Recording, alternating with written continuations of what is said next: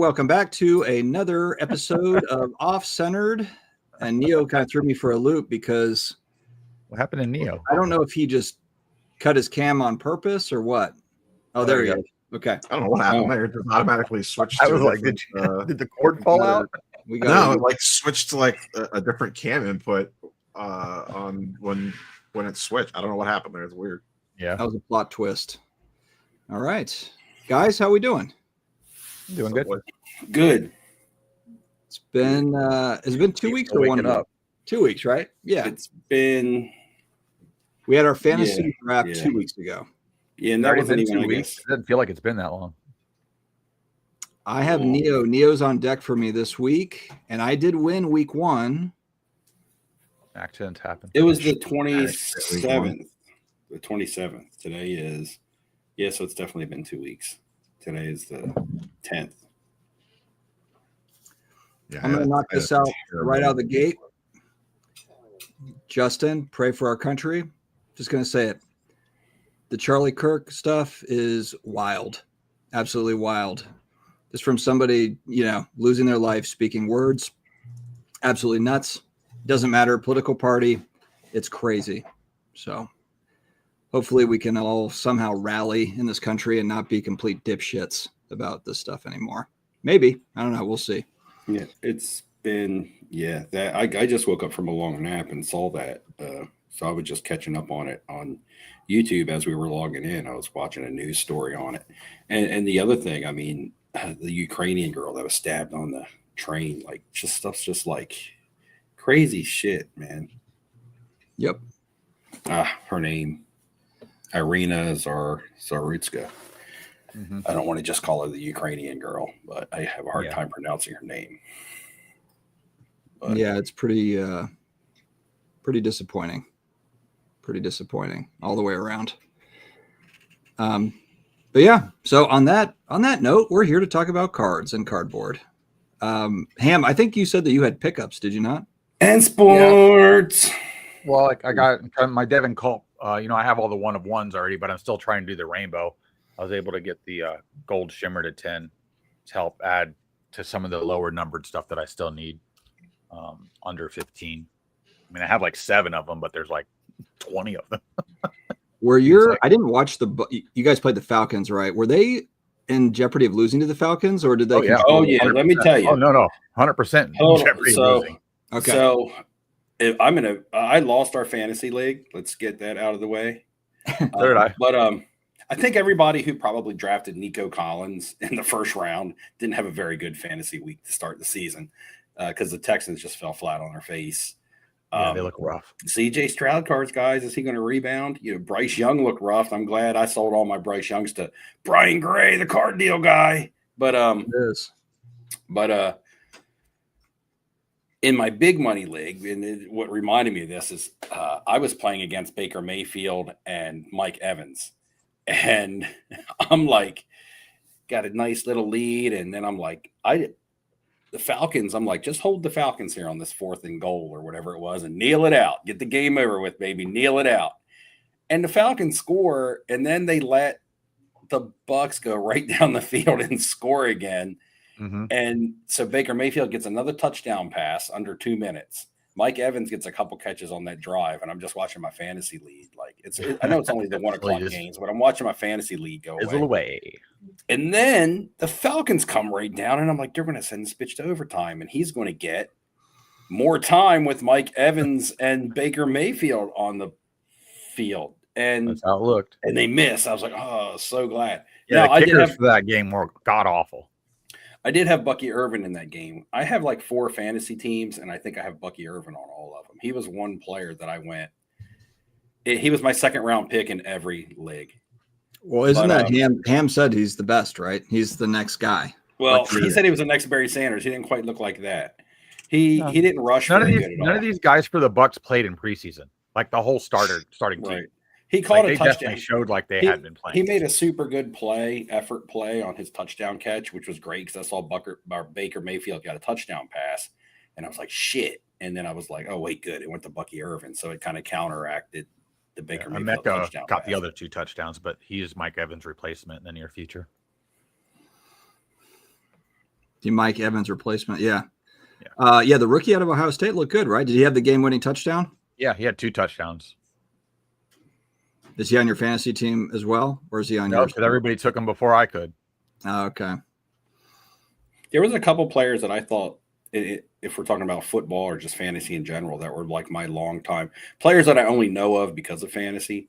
And there was a couple players that I liked drafting late in a bunch of drafts that played well. Like I like Ricky Pearsall, and I liked Ty Warren. I liked him as a breakout rookie tight end to be like this year's Brock Bowers, and he had a good game with Daniel Jones, who, well, that could have just been a byproduct of playing the Dolphins. But the Saints were in jeopardy of winning for the first half. Yeah, they were in jeopardy of winning, but then they did their thing and they lost. and they made it all right.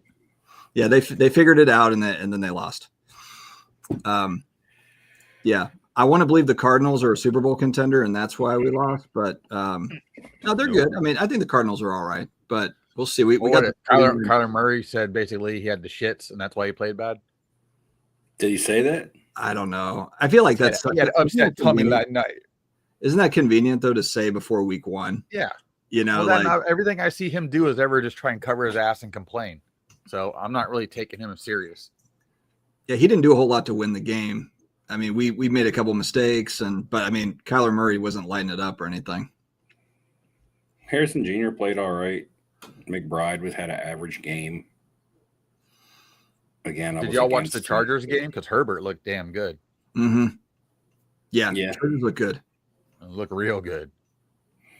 Well, I mean, it's not the first time we've seen Justin Herbert look really good.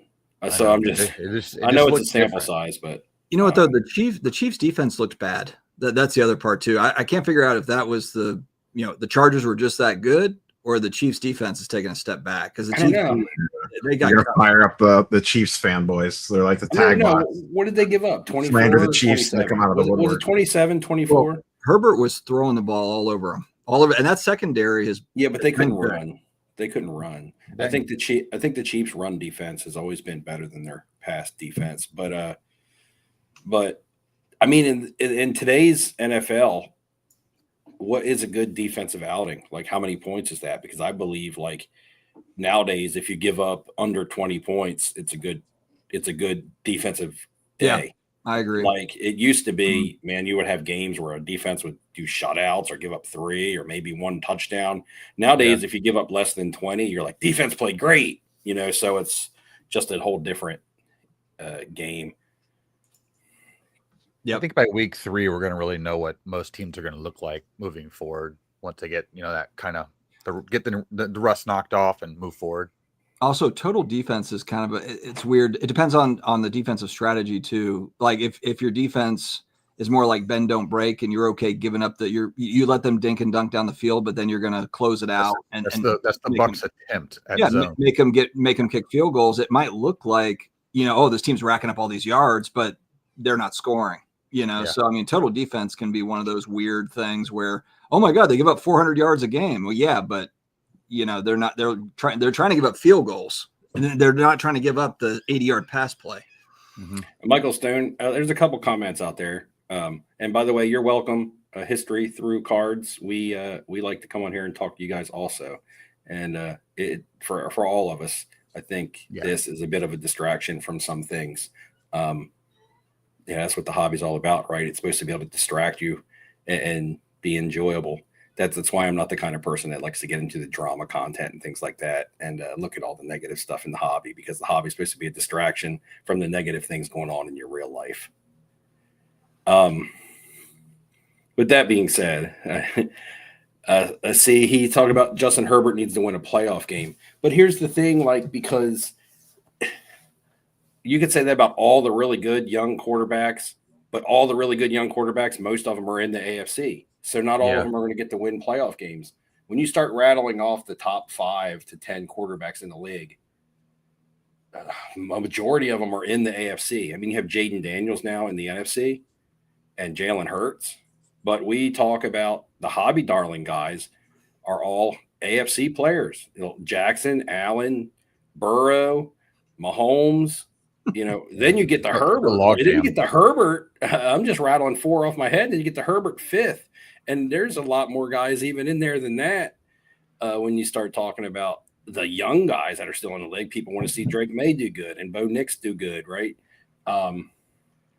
But people talk about Tua all the time. I don't know what's up with him. But anyway, it's just I know what's up with him, and it's not good. The Dolphins are just a disaster. Zach Wilson's getting ready to start playing. That's what's getting ready to happen. Well, I also think a lot of times we gauge things too often on the first game of the season. Did you see how shitty Joe Burrow? Did you see how shitty Joe Burrow and the Bengals looked against the Browns? But nobody's saying that Joe Burrow. Yeah, but and they always Bengals suck are garbage. First 1 to 3 games of the season. They're notorious for slow starts. The Bengals. Yeah, but that doesn't matter. A loss is a loss. At the end of the year, after they win like 6 out of 7 games and they're 1 game out of the playoffs, they don't say, "Oh, well, we shouldn't count those first 3 games because we always get off to a slow start."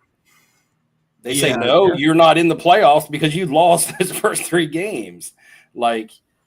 And I'm not saying that's the case with the Dolphins, but I'm just saying to say that a team always starts off bad. Well, I mean, they played New England this week. That's a super negative if you always start off bad. There's they played New England this week. New England has a bad defense, so let's see how it looks. It always takes the Saints 16 games to get warmed up. Then they win that last game, and then the season's over. It's like, damn. When you say it's hard to ever really know because your starters don't even play in the preseason. And so a lot of times their first game of the season, they're going to come out flat. Yep. And so we could say, yeah, Miami – everybody's saying the Bengals came out flat because they always start slow. But on the other hand, people are saying the Dolphins just suck. They're not saying the Dolphins came out flat. They looked really bad. Regardless of what team we're talking about. I'm a Dolphins fan. I don't think they're very good. But to automatically say they're going to be trash all year because they came out flat, but other teams you'll judge in the same that had the same shitty start to the season. I mean, look, Jamar Chase scored 5 fantasy points. Yeah, oh my God, guys, sound the alarm. He's going to suck this year. Anybody in fantasy who wants to trade me Jamar Chase, come on.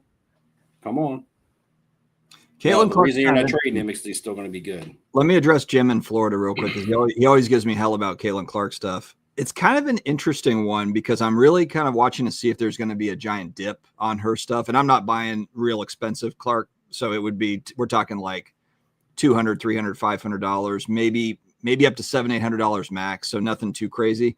I actually have a handful that need to go to PSA. So, but if those things crash down, if a lot of her stuff goes real far down, then I might pick up a couple in the off season and just try to grade them out and just be ready for, because here's the deal. I've heard some people kind of compare this to like Zion Williamson or something. Here's what's going to happen is she will come back from injury and there will be preseason hype if you're willing to wait for it. Now, I don't know if she's going to be the next Michael Jordan of the WNBA, but there will be an opportunity to sell cards for Caitlin Clark again. Yeah, but here's the only difference there. Zion Williamson's in an established league. He's an established brand. The WNBA is trying to establish themselves. Well, they should be. They push back on it a lot, but they should be trying to establish themselves with Caitlin Clark as their brand, right? Somebody to sell their brand on. If Zion was a rookie, but when he got hurt and wasn't doing good, people still watch the NBA. Now, before people comment that nobody cares about the NBA, ratings are down, I get it, but still enough people watch the product for it to make money and be a successful product. I hear you, but I just don't think there's the same correlation with Caitlin Clark. I think there's enough rabid, crazy fans, people that will spend money on the cards. I totally understand what you're saying. The WNBA is on life support without Caitlin Clark, and she hasn't even gotten her career started yet. But I'm not necessarily a long-term holder on Clark's on all this stuff. Like I might hold a couple of her stuff just to see what happens, but I will look to sell, grade it out, sell it probably beginning of next year, the next season. This is not like a big hold. But what I'm saying, usually when someone, the biggest hype and popularity around someone is when they're fresh on the scene. I think eventually people are going to get Caitlin Clark fatigue. And to be fair, that fatigue happens with all players, right? We got CJ Stroud fatigue, didn't we, in the NFL? So it's kind of like, you get fatigue on a player, and then that player is really going to have to do something to really get, like, we got Patrick Mahomes fatigue. Yeah. They have to constantly keep doing better. So you have to constantly do something to get you popular again. And at what point are people going to be like, oh, it's Caitlin Clark. She's just a really, really, really, really good female basketball player. And at what point are people going to just like tune out at that fact? Could be. You know, Patrick Mahomes, a really, really, really good quarterback. But you know what? I like this person now. And maybe that just takes somebody else being popular, which would then be good for the brand of the WNBA, or the people who were starting to watch the WNBA, including myself. I would turn on Indiana Fever games. I would at least check their box scores and things like that. But I haven't, since she hasn't been playing. And when she starts playing again, I don't know if I'm at to the point to where I will start doing it again at this point. Yeah, the hobby's always looking for the next best thing, even when there's already something great in front of When you. you start getting that steam going. I got you. I think she's got a little bit more runway. That's all I would say. I think she's got a little bit more runway. Right. And this isn't taken away from her talent or her popularity or anything, but I just, it's just kind of like there'll be somebody else that comes along, especially when she's out of the spotlight right now. Like, that spotlight was so bright that they needed it to run for a while. I almost feel like I'll run contrary to that, though. I almost feel like the NFL, the NBA, there's more pressure on a player because every year you do have a new quarterback. You do have a new running back that's exciting. Or the NBA, you got a new number 1 overall pick, or you got a new guy. Whereas the WNBA, I don't know who next year's number 1 overall pick is, but there's not necessarily that same sort of pressure. There's not a flurry of talent that's going to come out and take that spot. I'm not saying that there's not somebody that can or will. I'm just saying that in the leagues that are more popular, as you're saying, there's every single year there's somebody new coming out. Next will be Arch Manning or whoever it's going to be. I get that, but I think as people, even in the men's leagues, as they get deeper and deeper into the league, whether they're replaced by another superstar or not, you just start to tune out because it just becomes the regular. It just becomes the norm. It's like you're just waiting for history to catch up to them. Right. It's like I said, like Patrick Mahomes, when he first started quarterbacking, you'd be like, oh man, I want to check this Chiefs games out. Patrick Mahomes is out there. Now, we don't say we're tuning in to watch Patrick Mahomes. We say we're tuning in to watch a football game. Yeah. And we may not watch the Chiefs, and that's not taking anything away from his ability or what he's done. No, but Mahomes is 7-8 years into his career. That's what I'm saying. I mean, Caitlin Clark's going to go into her 3rd year. She was hurt all of her 2nd. That's all I'm saying is I think she's got a little bit more runway left. I'm not saying that you're not. Look, in 5 years, you're probably right. There's probably other players, whatever. I totally agree with you. I just think she's got a little bit more runway. I could be wrong though. I could be wrong. I just think at some point we're going to be like she's like now, but we're going to be like, she's a really, really, really, really, really good female basketball player. She's the most exciting female basketball player in the WNBA. I'm not saying that she's the best, but she's the most exciting. Excitement is what draws people to watch, not necessarily even being good, right? Mike Tyson, people still will tune in to watch his fights. Is he a good boxer? Hell no. He got his ass beat, and it was probably rigged by Jake Paul. But people, if Mike Tyson was to put a pay-per-view out next week, people would watch because Mike Tyson is exciting, not because he's good. So it's kind of like, well, he's just 100 years old now. At what point is she no longer exciting? Well, that she's got to stay healthy now. Is she just Caitlin Clark, and she's what we expected her or didn't expect her to be? Because I mean, they hit harder in the female league than they do in the men's league. I mean, that looks more like Pistons basketball back in the day, the way the women beat each other up. That's why nobody watches though. The game itself is shitty. Let's go back to this question here. I thought maybe we addressed it a little bit, but QB cards at the National. I feel like this is the first National in years where I didn't really see a whole lot of like huge buzz around. I mean, sure you had some guys, but I mean it wasn't. Now I'm kind of wondering too. I know that PSA graded. I was looking at the data. Like in August, they graded more Jaden Daniels than they did Michael Jordan cards. So maybe there was just stuff that wasn't back from grading yet, and that's why there wasn't more Jaden Daniels at the National, or what? It just didn't seem like there was any sort of like super. I didn't see Roth running around. He sold the card at Fanatics Fest, but I didn't see him at the National running around making videos on quarterbacks. Did you? No, they target cards that are 10 and below now for the most part. I think what happened is the prior couple of years, the entire hobby caught up to that process, and Yeah. there was just no new available movement to have on some of these cards. And then nobody really knew which way to go with it. Who's going to be the guy? Everything's changing so rapidly in the NFL. I think this is the first year we're going to see more in-season movement for players continually than ever before. Oh, you think Especially it's the going to NFL. happen during the season? Yeah, I do. I think that's where it shifted to. It shifted to show me what you have, and then I'll go chase you down. I think that's where we're at. I And some think teams, people don't care about the players. There's I also think that too. Like, how many people are going to go chase Jalen Hurts unless you're an Eagles fan? well, no, I think there's a lot more multiple things to it as somebody who actually buys and sells those types of cards. Because I sold a ton of Bryce Young at the National, but the thing was, it was to repackers. I think the buying and selling to repackers dwarfed / overshadowed any other type of card movement at the National. We didn't talk any, just like we're talking about, okay, the quarterbacks weren't popular. There was no quarterback that was really hyped up. We didn't see any certain quarterback moving. Let's be honest. A good card of any young quarterback was moving. It was. But why didn't we talk about it as it was this quarterback moving? We talked about it as in repackers are buying everything. And that includes the young quarterbacks. That's what they really wanted. We just we never really specified what the repackers were buying. So those cards were moving. I know firsthand. I sold over $4,000 worth of young quarterbacks to a repacker. And I made money on them. But also, Good question. we have this conversation every year about the National and the young quarterback. And at some point, people realize this is a trend, right? So if it's a trend, you got to get ahead of it. In December. So lots of cards that I was buying in December. You're right. Yeah. I buy for the following season now when a quarterback is eliminated from the playoffs. Now, whether that be they don't make the playoffs, because technically if they don't make the playoffs, they're eliminated. Playoffs? And if they do make the playoffs and eliminated, they're yesterday's news. And that's the best time to buy.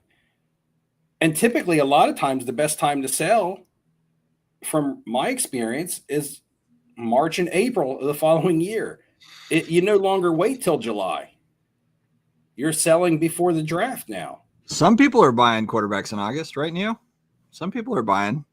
That's what some YouTubers told me.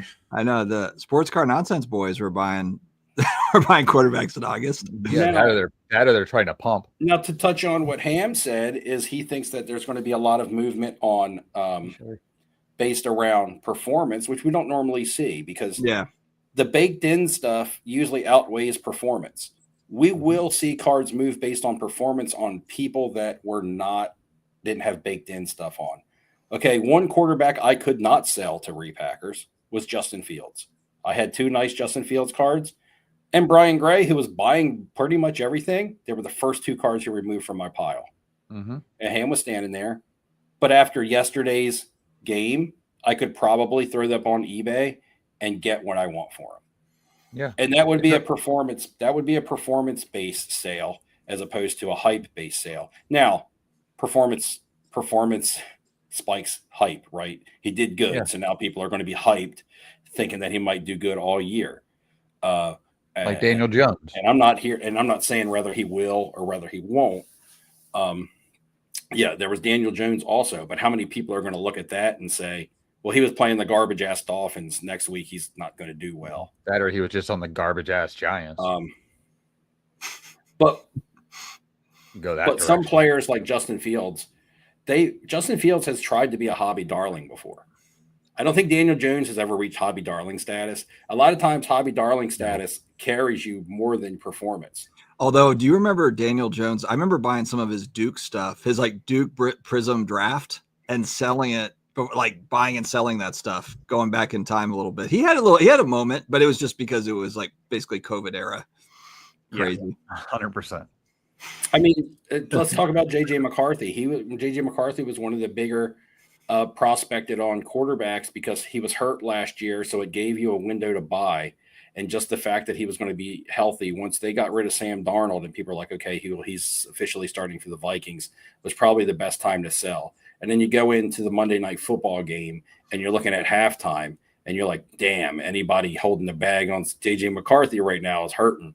And then he kind of has a redemption in the second half, but it was the tale of two games, and he really didn't look that good, to be honest.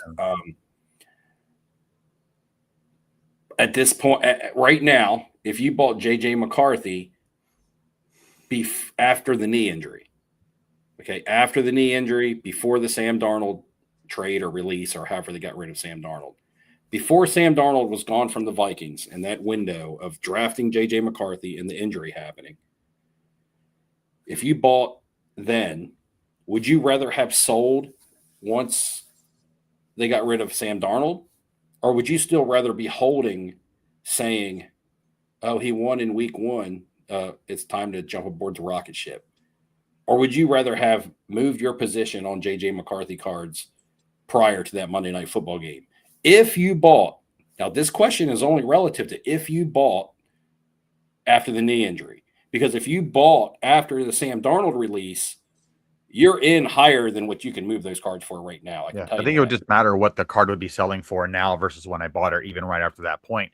So I don't think, unless it's some stupid rare card, there's been a lot of movement on that card since then anyway, because everybody's just kind of frozen. They just stood still. It didn't really go up or down a whole lot. It just stood still. And everybody else that held it is like, I'm not moving this until I get a better opportunity. And I don't even think they've had that opportunity yet. I mean, none of the quarterbacks from last year's class blew it up opening day. Jaden Daniels, who is, the biggest name out of all of them right now, he had an average game against the Giants. Yeah, he probably looked the best out of everybody. Bo Nix, who had played the second best, looked okay, but they didn't look like the quarterbacks we were talking about earlier. Yeah. When I named Williams, garbage. When I named like the first four quarterbacks that popped in the top of my head, none of them played as good as Justin Herbert. None of them played as good as Justin Herbert, but I bet you Jaden Daniel cards and Drake May cards and stuff still sell for more than Justin Herbert right now. Yep. Well, Herbert still has a lot baked into his stuff. His stuff really didn't move either. Herbert was a hobby darling, so it's tough. Yeah. Herbert has a seven-figure card. Remember still? Well, I mean, going back a few years. Yeah, his black prism finite. Crazy. Neo, are you okay? Yeah, why? I didn't know if you fell asleep. What are you opening? Are you Steve was like cooking for the last however long we've been live, so I was just, You're opening you can interrupt me. I mean, Neo's so patient over there. If you want to just take a break from Cavs regular season highlights from last season for just 1 second, feel free to chime in. But that's the thing. Joe Burrow and the Bengals played like shit. Justin Herbert and the Chargers looked great. Joe Burrow cards still have more liquidity and sell better than Justin Herbert cards. Spencer Rattler still got some room to run on those prices if he pops up. What about Spencer? We got one over there. I need to talk to Neo because I need to know what's going on over there in Cleveland. Because on my big money casino fantasy team, I have 3 Cleveland Browns. Why? Well, I drafted Jerry Jeudy as one of my later receivers. I picked up what's his name, Harold Fannin Jr. off waivers as a backup tight end, and I've had Quinton Judkins sitting on my IL or IR list. So, are any of those guys worth keeping? If you had to pick one of them to keep on your fantasy team, between Judy and Judkins, I guess it depends on your depth. No, and the rookie tight end was his name, Fannin, whatever. Call a bunch of balls. I mean, Judkins would be third on the list because he's probably going to get suspended, and he just signed. He hasn't even practiced yet. Yeah, but running back's such a valuable position. I mean, if you have the depth to just have him sit on your roster and not do anything for multiple weeks. Well, right as of right now, he can sit on the IR list or whatever. Fannin's legit good. And if they suck, Njoku will get traded, then Fannin will be the pure tight end. But they played him at wide receiver 3. No, see, and also to put that in reference to my team is my starting tight end is Trey McBride. So it'll be tough to ever put him in my tight end spot. Mm-hmm. Unless he does really good and I can trade Trey McBride. That's my thought process. because when you have a Brock Bowers or a Trey McBride, you don't need to hold a roster spot with another tight end unless you think that tight end can actually pop off, give you super really good value, and then you can move a name brand like a Trey McBride to get you a piece somewhere else and not lose a whole lot of productivity in that position based on a breakout rookie. Then my running backs are Bucky Irvin and Trevion Henderson. And then I don't really have any depth. There's not really any depth to draft this year. And then my other receivers are CeeDee Lamb, Jacoby Myers, who I drafted in almost all my leagues. And I wanted to say this to Sports Card Professor. Jacoby Myers has been, I think, going to be one of my best late round picks of fantasy this year in all my leagues. And and I got Zay Flowers, who I didn't start, and but he had a monster game. But he always does that dumb shit. So just to put that in, like that, just to put that in perspective with the teams that I have, which one should I hold on to? That's right. My Saints square off against Mac Jones 49ers this weekend. Brock Purdy's hurt. That's right. Is Purdy officially out yet? No, McCaffrey was fine, and he had 10 catches. I mean, I thought he's already set out practice this week. He set out practice all last week. They did that shit. Okay. Purdy, they said he might miss multiple weeks today. Yep. We got to beat the 49ers because we have a pretty tough schedule. Jim in Florida, what do you mean? Why would I take Judy with their quarterbacks? Have you ever seen what Joe Flacco does for a fantasy wide receiver? He does a lot. Like, here's the thing. A quarterback does not have to be a good NFL quarterback to be a good fantasy quarterback. It's two different animals. The problem is that Flacco's probably only going to be the quarterback for a few weeks before it gets moved to Dylan Gabriel. Yeah, probably. But is he good? Dylan Gabriel? It's not like, I don't know. But it's not like you're taking Jerry Jeudy in your first 5 rounds to be your number one wide receiver. It's like you're taking Jerry Jeudy in rounds 6 through 9 somewhere. Yeah. And you're throwing him in your wide receiver 2 spot. He put up pretty good numbers last year with shit quarterback play. I mean, just like I said, even with Jerry Jeudy on my team, I can bench Jeudy and start Zay Flowers. I still have Jacoby Myers to flex. It's not like my team is depending on Jerry Jeudy to win. But Flacco does add value to your fantasy wide receivers. Just look what happened to the Colts last year. Zay Flowers bailed me out this past week. Everybody kind of slumped, but then Zay Flowers had like 31 points against the Bills. Yeah, I had him it was a player I had on the bench. And he, after getting my report card on my draft, he was my best value. I had no interest in drafting Zay Flowers on any of my teams. And I'm at my live draft. We're at a bar and we have a room reserved. And I'm going down the wide receiver list. I'm on the clock in like round 8 or 9. And all the receivers above Zay Flowers were gone. And about 10 to 12 receivers after Zay Flowers were gone, like crossed off of my checklist. I had to ask. I had to be like, is Zay Flowers actually still on the board or did I miss that somewhere? And they were like, no. And I'm like, well, I got no choice. You guys have forced me to take Zay Flowers in like round 9. And so I ended up with him on my team.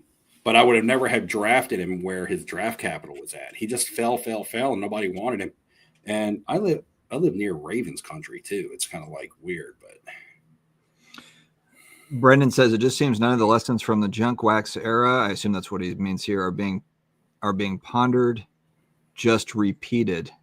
Explain that, Brendan, because it's different in the sense that I remember in 1990, you go to Walmart, there's packs everywhere. There's definitely overproduction, but now it feels like there might be overproduction, but it doesn't feel the same, at least from what I've seen as far as the print runs. Parallels, but it's a parallel universe. Yeah, it's just the difference between now and the junk wax era is that you have chasers. Yeah, like I'm trying to think back. Okay, so I was opening. Me and a friend were opening early '90s Don Russ baseball.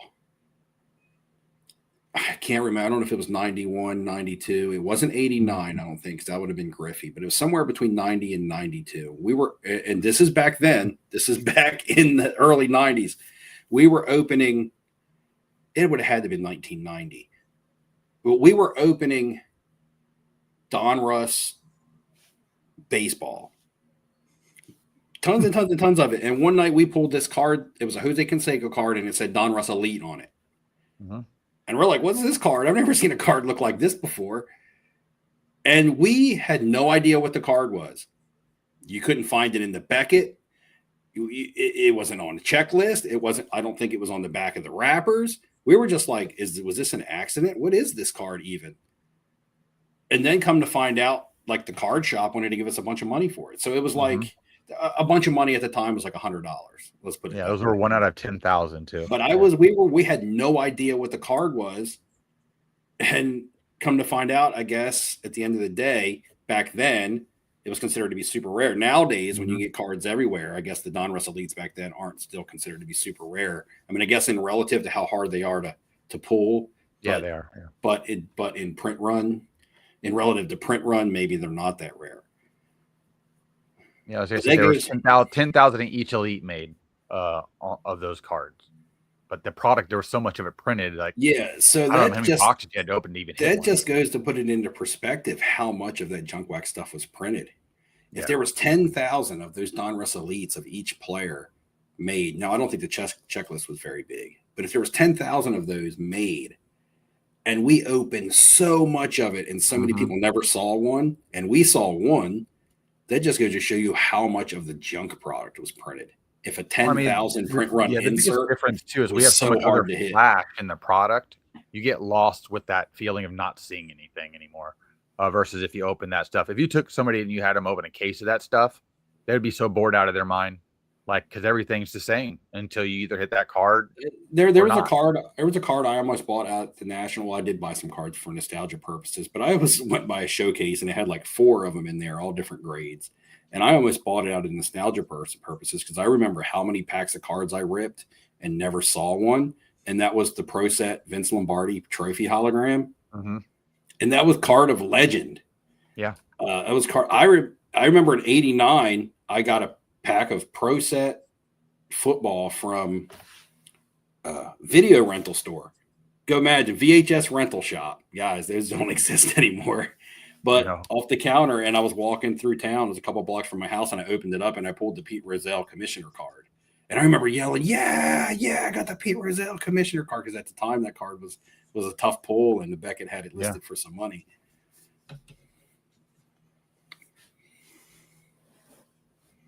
What do we think about Fanatics Fest next year, rolling up into the National? It means I'm not going to Fanatics Fest next year. I'm going to prioritize the National. That's just the way I'm going to have to do it. They're 10 days apart, basically. I think it would be different, too, if I was bigger into soccer. You know, if I was a big soccer guy, then maybe I would look to go to Fanatics Fest. But for me, it's just kind of like, okay, they would have installations with pro soccer players, cool, but it's not enough for me to move the needle for me. And next Steve, year, you're close enough. Like, Steve, you're driving distance, and maybe it's different for you. But Ham, are you going next year? I'll go to the National if I do anything. There's just so much stuff squished together, and even that 10 days, it's ridiculous. It's like I don't even know how everybody's going to be able to do it that even tries to attend one or the other and or both as even a dealer. How do you do that? Even a company, companies are going to be stretched thin. I'm going to the Comic-Con, which Neo, I'm going to the Comic-Con, and I'm coming into town Tuesday, and I'm leaving Saturday morning. My wife actually got off work, so now she's going to be there. But by the time she knew that she was going to be coming, the Friday Comic-Con tickets sold out. So she got a ticket for Thursday. I got a ticket for Thursday and Friday.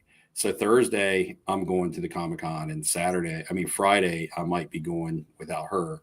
Unless you can buy tickets on like SeatGeek or StubHub, but people want a lot of money for them.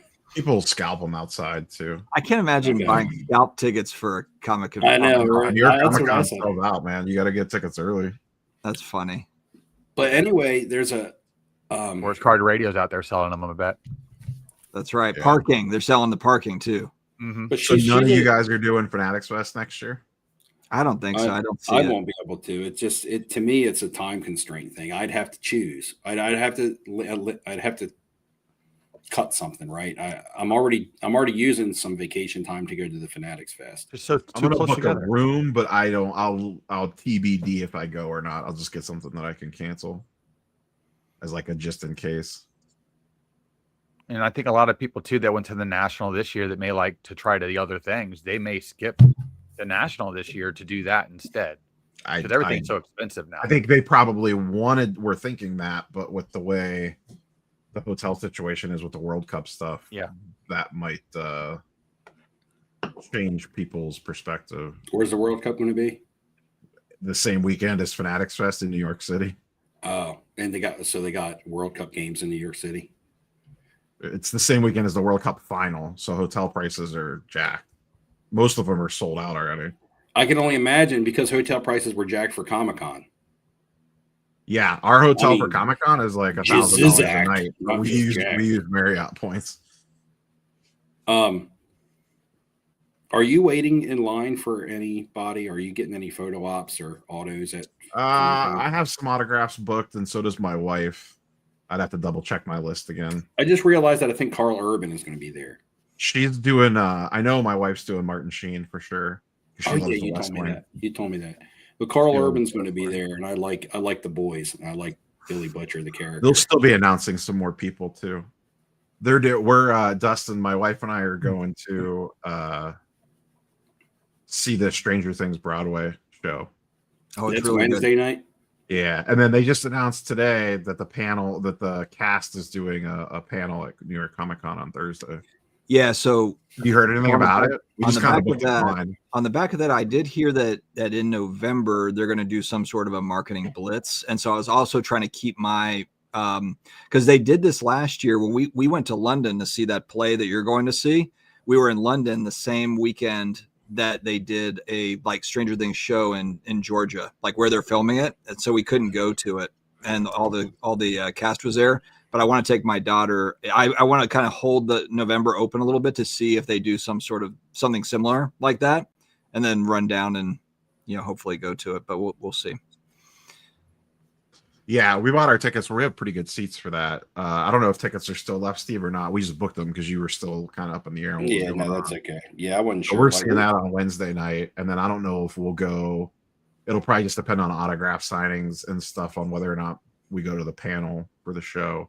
And then PSA is doing a panel at the show. I forget what day that is. PSA is doing one at the Comic-Con? Yeah, for comic book grading. Oh. Of course, they sure are trying to get a foothold in that. That would be CGC has business one too. If they didn't. Yeah, they have to do CGC that. has one too. New York Comic Con. We'll see. So do you think CGC? This is a good segue for me. Do you think CGC grading will be there? Oh, 100%. I mean, they'll be there. I mean, but what I'm saying, they'll be there for their card side of it too, right? You'll be able to do card drop-offs. They're not doing on-site. Really? Look, yeah, they do that here too. Because in the mail, you guys saw, I got my Tim Burton pack pulled. These are from the an actual set for Nightmare Before Christmas. Really? And that's pack pulled. Yeah. Damn. Yeah, she don't read my text messages. Is that original art on there, or is it a picture? This is a picture from the cover, like of the Nightmare Before Christmas. That you can see the silhouette of the dog. Oh, there he is. Mm-hmm. That's cool. So there's 4 autographs in the set, and they're all pack pulled. And me and my daughter busted packs and packs of these just trying to pull this. This was a fun project for me and her because she loves Nightmare Before Christmas. And all we ever really got was Chris Sarandon autos out of it, which I have a couple over there, and Glenn Shaddix. Now, Chris Sarandon is the voice of Jack Skellington, so it's still a cool card to have, but it's only like a $50, $60 card. And then Glenn Shaddix is he played in a couple movies in the 90s. He was like Otto in Beetlejuice. Is that the big seance? Huh? Yeah. Is that the big pull, that Burton that you have? Is that the big? Well, there's also one in there. I think there's also a Danny Elfman in there who's the composer, and he does a lot of composing for Tim Burton movies. Like he's really popular. Like he did the Sleepy Hollow movie. He's a movie composer. He's got a lot of popular. So that one goes for a couple $100, but the Tim Burton is the bigger chase. I hope Topps. I keep seeing like they're doing SpongeBob SquarePants. They're bringing out some different IP, which I think is cool. But it seems like it's just a ton of sticker autos. I really hope that that's not all that they ever do or stickers. I hope that they do some sort of a higher end, line for some of this stuff if it gets popular. I like the fact that they made this, like the area really big. It's like it's a nice big signature on here. Mm-hmm. Yeah, that's really cool. Clean. Steve, have you seen any of the Cal Urban stuff from the boys Upper Deck series? I have seen the boys Upper Deck stuff, and some of it's on card and some of it isn't. Yeah, I noticed that too. I saw a dual auto of Anthony Starr, who's Homelander, and Carl Urban, Billy Butcher, and I would love that card, but with it still being a fresh product, you guys know how fresh product is. It's pretty expensive. I have an Anthony Starr autograph card where he signed cards at at different cons that he goes to, and then those cards are actually like issued out as cards, but now they have an official set. So I guess the one that I have, it still sells for about the same amount. Like the one I got is like a $300 card, and the upper deck autos that he has are about the same price. I feel like I like the set, but I was looking through it, and I feel like they have so many different versions of the autographs that somehow they managed to water it down. Yeah, especially where they scattered it across different inserts. Right. That's what I mean. You can get the base cards that look like, and they have the autographs on them. And then you got dual autos, which of course dual autos are always awesome in every product. But then you have 3 or 4 different like inserts within the set. Yeah, the ones that look like they're a toy in a package. Yeah. And then there's a variation version of version. Right. But then the inserts have autographed versions too. So it's kind of like, well, he has 4 or 5 different autograph cards in the product. You know, which one is the one that I want, as opposed to being like, we have an autograph set and it's a separate photo and a checklist, or you can pull the base card autographed, right? That's kind of like, so I feel like they managed to water it down to an extent by putting so many different versions of the autographs in there. Well, that and almost everything sticker. I mean, Urban's one of the only ones that's not a sticker on certain cards. I saw the Urban base card, and they listed in the eBay title on card auto. Yeah. And then when I looked at the photo, it's tough because the photo, they made a specific area for the superstars or for the actors to sign on the card, like a rectangle. And it's a white rectangle that they sign in, but it makes it somewhat gives it the appearance of if it's a sticker auto or a sticker was maybe intended to go there in case they didn't get the hard signs. Yeah. Yeah, it's the same thing Leaf does, but I mean, Leaf predominantly uses sticker, and they do a good job with making it fade in. A lot of times you can't really tell, and they do that with that white. That's kind of the reason why they do that. It's a backup plan. I saw Brad in the chat. By the way, Brad, you missed a really good birthday party last night. So anybody in the chat, guys, if you, I don't want to say a fan, but if you listen to my content and you think I'm a relatable person and you lived within like 30 to 40 minutes drive, and we hung out at the National and somewhat developed like not just a content creator to viewer relationship, but also like a friendship, which I consider a lot of people in the comments to be my friends anyway, even if I've never met them. And I invited you to my birthday party, and I was like, man, it's going to be a big old banging party. Food, heated swimming pool, bonfire, all the good shit. Would you show up like if you were there, like if you were only like 30 minutes away and I invited you? Of course I would. Well, I know you guys would. Well, you asked us. What do you think we're going to say? No, I'm saying the guys in the comments, people in the chat.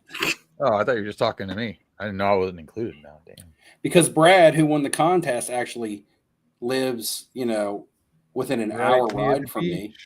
Boy. Yeah. Speaking of Brad, there he is. Brad, I'm not answering any of your comments anymore. So you see, viewers will get upset if you like ignore their comments or you don't have say something they don't like, right? You don't have their same opinions, and they'll get upset with you. But say, for instance, the content creator reaches out to the viewers and was like, man, you're welcome to come hang out and do this and that. So should I feel a certain way for being left hanging or what? They just use you for the national giveaway. I know. Mm-hmm. Oh, I know that. I've already gotten that. I've already know that. Maybe there's going to be trivia questions from Steve's birthday party. Now exactly. We're going to get those. Man. Yeah. How hot was Steve's swimming pool? Yeah. What was the hors d'oeuvres? Oh, I can tell you it was 95 degrees. What was Daisy wearing? she did have a little T-shirt on for a while because one of my friends came and brought her a T-shirt, but it was too small for her. So we put it on her, and it only like covered up like a very little small part of her from the front. But after about an hour, we took it off. But I bought my old pool heater, which you guys saw me repairing in videos. Well, you guys didn't because you don't watch my videos. But people who watch my videos. People who do watch my videos, you guys saw me working on a pool heater, which I got up and running again. Come to find out, I called the people who installed the pool in this home and found out that pool heater was installed in 2007. Oh, that's not going to last that long. No wonder I kept having issues with it. So I go to the pool place. This is a story. So I go to the pool place. I'm like, hey, I need a quote on a pool heater. They're like, well, you got to contact our guy who does pool heaters. I sent them an email. I need a quote on a pool heater. They send me back. The pool heater is going to cost you $5,500. And then it's going to be about $700 worth of plumbing to rework the plumbing. And then you're going to have to call an HVAC person to hook up the natural gas. And you're going to have to call an electrician to hook up the electric. I'm like, that's shit. I'm like, that sounds like a lot of money. And I've only got about a month left in the season. Right at the end of October, I closed my pool down. So I'm like, maybe I'll look into this next year. But I'm like, no, man, it's my birthday party. I got to have the pool heated. So the pool heater, I was like, what model number pool heater are you talking? So they give me the model number of the pool heater. I go online, and the pool heater is a $3,200 pool heater. In some places, you can find it on sale for like $2,900. And this guy wants to charge me $5,500 for just the heater before any labor on top of it. You try to make the good money off. He had national prices. He saw your house. I'm like, I got it. I'm like, do you think we're at the national? This is vintage national prices. He's like, this PSA 10. I'm like, I saw a Babe Ruth card that's valued at $5,000 and somebody wanted $7,700 for it. I said, this is what this feels like. I'm trying to buy a $3,000 pool heater for $5,500. I'm like this, so, man, I ordered the pool heater myself. I watched some YouTube videos and I did all the plumbing. I did the gas line and the electric, and that thing is running like a beauty right now. So I just had it delivered I bought it for $2,900 and change, had it delivered, and did all the work on my own. The chat I did all the plumbing too. Pools are a money pit, like a boat. Yeah, bust out another 1,000. No, they're not. The boat stands for. No, I don't spend nearly that much. G unit. So my pool is fiberglass. My pool is fiberglass, so I don't have liner issues. It's basically like a giant bathtub dug into the ground because it's in ground, but it's a fiberglass pool, so I never have to change the water. I never have to change the liner, and it's a saltwater system. So I don't have to pay tons of money for chlorine because chlorine and chemicals are expensive. But because I pay $500 for a salt cell unit, and it's a saltwater pool, and that salt cell unit will last me 5 to 6 years, I don't have the chemical expenses because I use salt. All right, fair enough. Let's get back on track. I think Brad actually had a decent question. Football and basketball taking over the licenses. Are there K-Sits going to be like downtowns and kaboobs as far as popularity goes? Yeah. Ham, what do you think? Yeah. Why fix what ain't broken? They're lazy. It's easy. I mean, I wouldn't be surprised they try to come out with something new, but like. Well, no, I mean, the downtowns and kabooms are people still going to pay huge money for unlicensed ones? And then what's going to take their spot? What is Topps going to have that's going to be? Everything that's unlicensed right now is just going to fall at the wayside with the exception of a couple things that'll still hold decent value. As soon as stuff with licenses come out, it's just going to blow everything else out the water. And if they do any type of homage to other players now that they have the license that we haven't seen a lot of stuff created or made for in the past, a couple of years, I mean, dear Lord, can they create a Kobe card? And what happens when they create a Kobe card? They already have home field advantage, which is basically a downtown. So that's an easy move. Yeah, but those are horrible. Yeah. Hometown advantage question, is horrible. Well, hold on. First question. Good. First question. They're better than that AI Panini trash. I'd rather see it. I like explosives over kabooms. It's The not what you manga- like, Ham. It's what the market likes. Okay. And I manga- like the market. The market likes me, and we like each other. The manga is so bad. The explosive horrible. the explosive is a poor man's downtown because people No, like it's you not. and I can't. Bullshit. Because people like us It's can't afford downtowns, huh? They're expensive. Yeah, but they're about the half the price of a kaboom. So they're the Probably. poor man's kaboom. I guess. Well, they're about to be the licensed versions, right? They look similar. Yeah. They look similar. They're a nice looking card. They're shiny. They got the waves on them. They look like a kaboom, but they are about half the price. So they're poor man's kaboom. But let's take a look at the Helix here. One of the main questions is though, will downtowns and kabooms and color blasts and things like that, will they still exist? Is Panini still going to make a sports card product without the license? I mean, they're probably just going to do basically the greats of the game. Anybody that's a Hall of Famer, so they don't have to deal with the Players Association. So they're going to make downtowns and kabooms of veterans and stuff. I know they do that already, but the bigger chases are the just like what they did with baseball, basically. Wes, is this what we're talking about here? These Helix? Yeah, that's the Helix. It's color blast. So it looks like a color blast. Their color blast. How is there not a lawsuit? There is. Oh, there is. Panini's trying to sue Topps Fanatics for everything. Well, But I'm saying they're suing each other. If you didn't tell me that was a Helix, I'd have been like, oh, look, a LE color blast. Color blast, yeah. Yeah. No, what they need to do is they need to bring back the old thunderclaps is what they need to do. They need to bring these babies back. Not even It's owned by close. Upper Deck now, and they can't do anything. Have you Not- seen Upper Deck's new Allure Damn. product? DeJuice Main saying Kaboom's the next PMG. Look out. Kabooms No. will never be the next PMG because they're mass printed. They're also they're not PMGs have rarity to them. They're actually numbered, and common cards sell for the price of what superstar kabooms sell for. But there's no rarity. There's no rarity to kabooms in downtowns unless you're buying like the initial print year. Neo did it. I hope one day that print run comes out.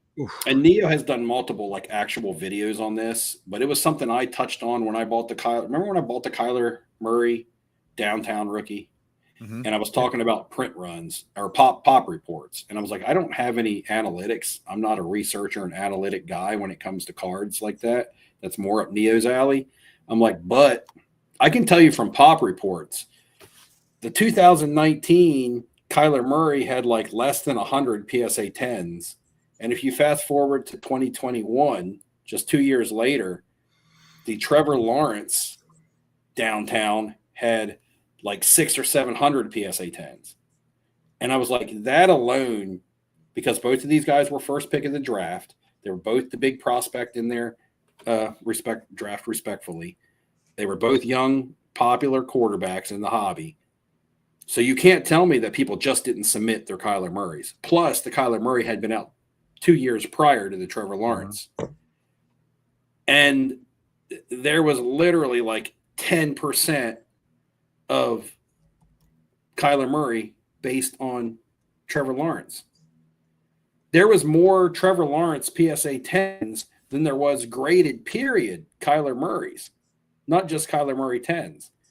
So that there was easily a telltale sign of the increase in print run production. And now we're talking about 2025. This was 2021. That was a 2021 product. Yeah, we're talking 3-4 years now later. Like, case hits are case hits, but they're all relative to the amount of cases being printed. Just like I talked about that Donruss Elite earlier. 10,000 of them were made, but it seemed rare because there was so much product printed. Well, and they'll just make a new numbered parallel in between 1 and 10, whatever it is. They'll just make a new one just to add more cards to the thing to make people feel like they're getting more stuff.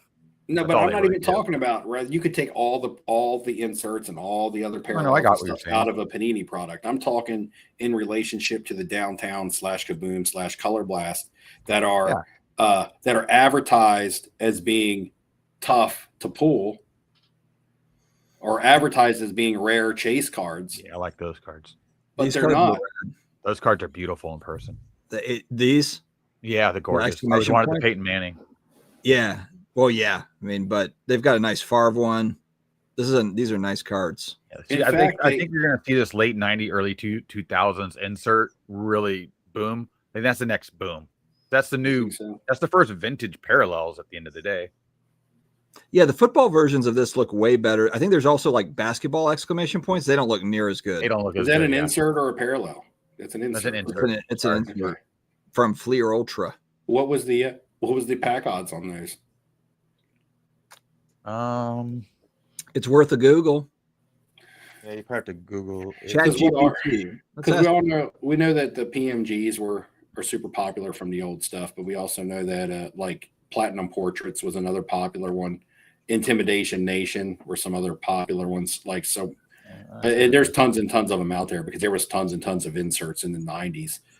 Will it get to a point to where a rising tide raises all ships because so many people are on that fad right now of 90s inserts that you got to keep dropping down to the next level of affordability, which then takes affordability to non-affordability. Just basically what's happening with the Jordan market, but just now break that out into different groups and genres of players that people are going to group into that category. Right, that's what I'm saying. If I want to collect 90s NFL inserts, for instance, and I cannot afford the top 3 to 4 popular inserts, am I then at that point just going to say, the hell with it, I'm not going to collect them? Or am I going to say, all right, well, I'm going to find the next affordable insert that looks awesome, and I'm going to start buying that one. And then if enough people do that, then it prices out the next card. Yeah, but you're going to start at the top of the parallel first. So you'd start at a PSA 10, work your way down in a certain grades, and then fall into a raw because you'd start to see how many cards that had been graded over time. Because let's face it, nobody's grading new ones. Are you talking about parallels or inserts? Both. Doesn't really I'm talking matter. I'm talking about insert. It does matter because the parallel is just a different. Find. These are 1 in 288 packs, and there's a 10 card checklist. So a parallel is the same card, different version with a number on the back of it. An insert is a different card altogether. I understand, but what I was saying is the odds, the way they were working back then, were very similar to the inserts as well. Yeah, but it's going to be different when it comes to pooling because you've got to imagine a general set has a lot more cards in it than an insert set when it comes to a checklist. But I think like this 98 Ultra, there was a 1 of 1 of every player, and then the next parallel was a 1 of 100, and then after that was a base card. I'm talking about your odds of pulling them. So say, for instance, in the 1990s, you got 1 refractor per box, and a box was 24 packs. So you get a refractor in 24 packs. Yep. But then say, for instance, you got a Platinum Portrait, 1 in every 240 packs. Mm-hmm. It's probably still harder to get the refractor of a specific player. Correct. No, I agree. Because the checklist on the card is 300 plus as opposed to 10. I don't think they were that high, but yeah. Well, what do you think a base set ran to back then? Max 250. Oh, 300. I'm sorry, Ham. I was 50 cards off. Yeah, but I'm talking about, you know how they used to do all pro cards and rushing leaders, and they made like another 100 cards of just. Well, yeah, they did those in some sets did those as inserts, and some sets did those as actual cards within the back end of the checklist. Yeah, like the basketball, a lot of the best inserts came in Series 2 of all those years. Topps Chrome, I know in football started doing those as inserts though, and then they made actual refractors of those inserts, and the refractors were really tough pulls. Like say for instance, you did like a season's best, Topps Chrome season's best. Look it up from late 90s, early 2000s. It's an insert set from Topps Chrome football, and you could pull those 1 in 8 packs maybe. Right, so that's a basic insert. It gives you something to chase after. You pull something different, cool. I got a card that was 1 in 8 packs, but a refractor season's best might be 1 in 300 packs. Yeah, I got you. No, I got what you're saying. But again, the checklist is smaller. Yeah, you got. Like was also interesting too. Is like some of those insert sets would have a parallel that would be like a refractor. That was then part of also the insert set as well. Yeah, so you had give me another level. Be right back. Yeah. We are busy. So you would have another level on top of the insert of also being a potential refractor or atomic refractor or something like that. I'm gonna mute myself, Ham. All right. I can hear you talking in my head still. Where's he going? He just He's out. going to find a parallel of an insert. Here's another pickup. I'll show you another pickup while we do it. This is from 1962, Mr. Softy. It was a small set. It was Adventures of Captain Chapel to the Moon. It's a 10-card set, but what's interesting about this, in 1962, were the first cards to where they started depicting spacecraft or anything like that. The other notable set's going to be the Mars Attack set. Yeah. These are the only two sets. Now, I don't know which one came out first. Nobody does. Some people like seeing freaky aliens. Other people like to see spaceships. So you have those two sets to choose from. The Mars Attacks is obviously iconic. I think the #1 series card on that, if you got a PSA 10 in that, it's like $20,000 or something stupid. But the Mr. Softy set is kind of like off to the side, which is interesting because there's actually less of it made than the Mars Attack set. And for some reason, you can find these in really good condition cheap. So I was like, I'll grab a few of these. Plus, they're fun. They're great to look at. And I just think they have some range to them. Cool. What'd you find me, Steve? No, I just brought some cards as an example. So remember the Topps Finest football sets? They had 3 different tiers of cards, bronze, silver, gold. But they were all base set. They were all base set, and maybe the gold were 1 or 2 a box. Right. But then you could get the refractors. So you can't really tell on the camera, but this is the refractor of the Merino. Let me see. I got a Favre that might look better. It also say refractor on the back, right? It has the level on the back. Right now, your camera's lagging, and it just looks like pixels. Oh, really? I can see it on my screen. Can you see it now? Listen, Carlos. I will pump space cards to the moon. Can you see it now or no? Is it pixels now? Admit to life on Mars. Is it just pixels? No, you're good now. You're a lot less pixel. I can see Brett Favre. And nice you're showing a Brett Favre while Carlos is here in the chat too. Look at that, Carlos. Oh, that would be the gold refractor. You're not really getting the shine off of my camera. But anyway, again, those are all base set. Now this would be an insert of the Top Chrome Season's Best I was talking about. But that's a refractor version of it. The regular refractors shine so nice too in person. They're so clean. The regular insert would be like 1 in 12 packs, maybe, and this one would be like 1 in maybe 120 packs. Yeah, what's that go for now? I don't know. Like the 90s stuff, it might be a $30-$40 card, but if it grades out a PSA 10, it's now a 10x. I wouldn't be surprised if that card's $100 raw right now. I mean, the difference still now when it comes to PSA grading is if you're grading ultra modern and you get a PSA 10, you're looking at maybe a 2.5x. Yeah, nobody gets PSA 10s anymore. It's a new rule. But on this stuff, it's still like a 10x. If this is a $25 card and at PSA 10s, I'm getting $250 for it. So that's where your money can still be made. It's just harder to get PSA 10s on this older stuff. But that's still where it's hard to get PSA 10s on anything right now based on all the reveals that I see. That or everybody forgot how to pre-grade their cards to send them in. These are the ones that make you money. The Shannon Sharp will refractor because he's cheap. You can buy this card for like $4, and if it PSA 10s, you're getting $100 for it. Yeah, and I bought how do they grade the peel on that? How do they grade the peel if the peel is lifted a little bit? You can take the peel off, and they'll grade it the same. Okay. Peel is not required, and if you remove it, they'll just on the PSA slab. If you keep the peel on, it'll say with peel. And that's like actually a debate in the hobby right now. So comments, this would be a good question for the people in the comments. Do you prefer your Topps Chromes or your Finest? Typically, it's the Finest from back in the day. Do you prefer them with or without the peel? If it's a refractor, without.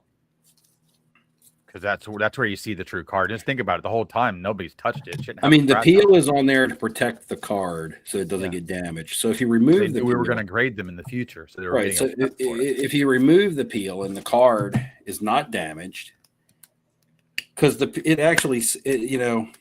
says, it has words on it too. So it kind of messes up the image. People might like the look of it. So for instance, I got to take this. Look at this. Straight out the 90s. Look at that. Look how clear that you could put any card. Right. You could put any card. Your camera's frozen, so nothing looks clear. No, I can see. I can see it now. It looks like the sunlight just hit the camera with that thing. So You could put any card. Neo's the one lagging, I think. No, Because No, you it's, just it's definitely you, Steve. no, it's Definitely 100% used. you just had the circle spinning. Maybe I just need to reboot. Anyway, you could put any card in this top loader, and it would be a gold. Steve. Like I he's see on your Ham's face. internet.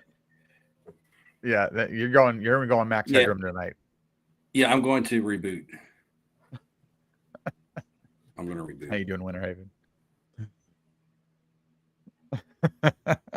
PSA Started 9 getting- equals. He started getting the flashy cards out and it started tearing his internet apart. So a 9 is a 10 for 90 stuff. Fair enough. Basically, yeah. Neo, have you submitted anything to grade? You're usually big at grading stuff. Not for a while. Turnaround times are too slow. I don't really have much dropped right now. the card I dropped off at Beckett. I'm still waiting for that to get graded and sent to me. I'm sending It's out a gone bunch through of stuff to them Tier too. 2 of whatever their stupid line is to get through it, but and it's a glass card. It's not even like it's hard to grade. You have to crack it out of the stupid thing to even grade it, and it's from Panini, and it's made out of glass. So, like, just give me my card back. So I can sell it.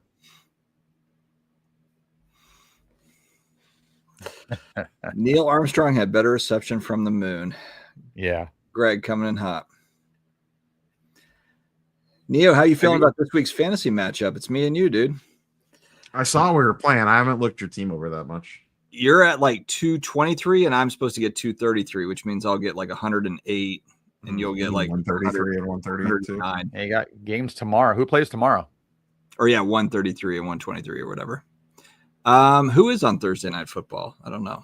I haven't even looked at my team. I know nobody's dying. Just joining now. Let's see.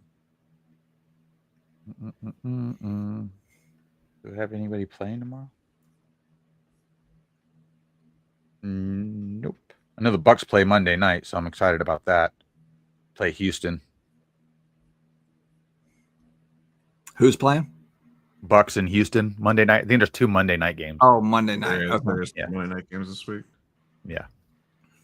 The game that I have to be worried about is the home opener here because we're at the throwback game and we have a tendency to lose our throwback games all the time, even though they're always at home. And we play the damn Jets and we're not good against running quarterbacks. Oh, are you wearing the orange creamsicle? Yeah, they're doing the white jerseys instead of the bright orange. I want the bright orange. How are they I not don't doing the want- orange crush for throwback night? That doesn't even make sense. I Yeah, know. that I agree. sucks. I want the neon orange from the 90s. I don't even want the orange crush. Every time they do that's the flat orange. I want the orange that hurts your eyes. The one that Vinny Testaverde couldn't see. I want that orange. Like you're at the stadium and you just go blind looking at the players on the field. You're like, Especially what? with the bright sunlight, you're like, I can't stare at the screen. It's tough for me. Usually the Saints play the Bucks in Tampa in December. For whatever reason, I remember going like towards the end of the season. It's always like last game of season, which is like, thank God, because I could never do like September. Listen, I'm so happy the first 2 games of the season are away. They need to start doing that just moving forward.